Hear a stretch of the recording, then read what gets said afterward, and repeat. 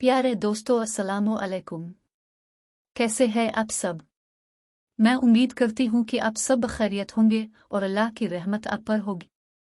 आज की वीडियो एक बहुत ख़ास और अहम मौजू पर है।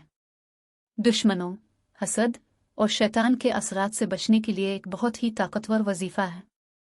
क्या आप कभी महसूस करते हैं कि आपके साथ कुछ गलत हो रहा है? किसी की नज़र आप पर है? क्या आप कभी ऐसे हालात का सामना करते हैं जहां आपको लगता है कि कोई आपको नुकसान पहुंचाने की कोशिश कर रहा है?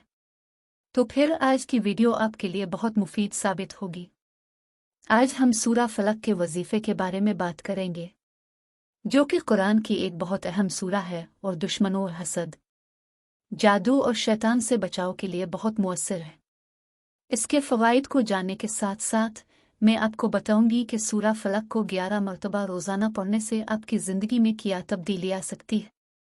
सूरा फलक में अल्लाह से पनाह मांगी गई है कि वो हमें हसद, जादू और नफस के शर से बचाए।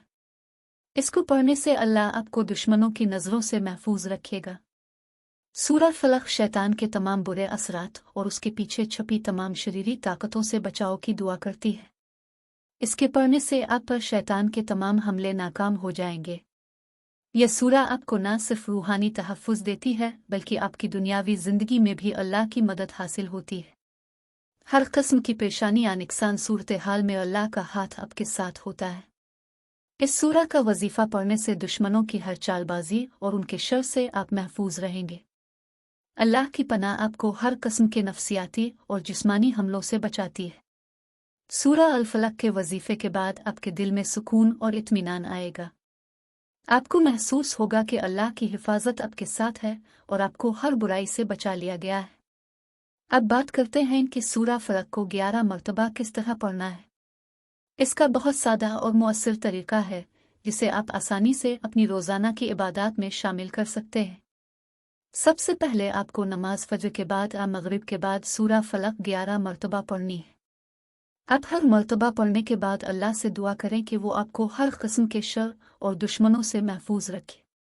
अगर आप चाहें तो पानी पर दम करके उसे पी सकते हैं या अपने जिस्म पर फूंक कर अल्लाह की पनाह की दुआ कर सकते हैं।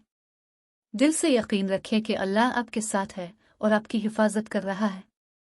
जब आप सूरा अल फलक को पढ़ें तो आप ये दुआ भी मांग सकते हैं, ए अल्लाह, हमें अपने मुखलिस बंदों में शामिल कर और हमारे नफस और तेरी मखलूक के शर से हमें बचा।